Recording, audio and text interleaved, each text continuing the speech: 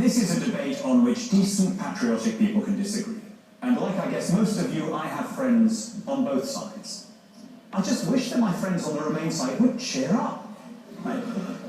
It's not just that they don't say anything nice about the EU. I mean, we just heard Rowan's brilliant description of how remote, cut off, undemocratic, corrupt it is. It's that they don't really say anything nice about Britain.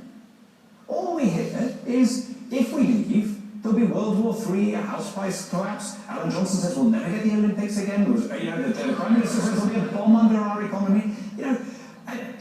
I can use my 2 minutes to make the case, but I'm not going to do that. I just want you all to think of our advantages, right? I could sit here and I could make the basic economic case. When we joined the EU, it was 36% of the world economy. Now it's 17% and collapsing, right? We need to be looking further afield. I could make the basic financial case that the net contributions we made during the last Parliament, never mind the gross contributions, would have wiped out the entire austerity programme across the whole of government spending and still have given us enough left over in change to take a penny off income tax. I can make the democratic case that we should be able to hire and fire our own lawmakers, that we should have our taxes set, our laws passed only by people who have to answer to us, not by remote bureaucrats who are invulnerable to public opinion.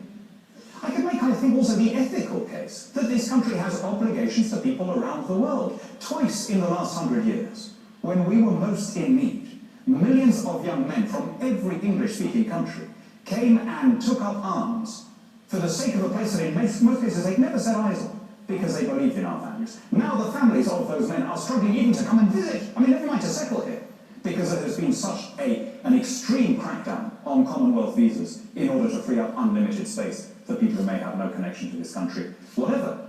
And I can make, not least, the modern case that the EU is an overhang, a relic from the 1950s, from an era when freight costs were high and refrigeration was expensive and regional blocks looked like the future. It is crazy in an age of Skype and cheap flights to allow accident of geographical situation to trump our links of language and law, of custom and kinship, of habit and history that tie us to every continent and archipelago. But I'm not going to do any of that because I just want to make one appeal to you. I want to make one plea in my remaining 25 seconds or whatever it is, and it's this. This is the greatest city in the world. It's the only world capital that has come back for a second go. Right? There have been other times when Amsterdam or Bruges or Venice or New York was London alone has come back. It is a massive success story, a great multiracial entrepot enriched by the talent and energy of people who have been prepared to bring their endeavours here from every corner of the world. We should look beyond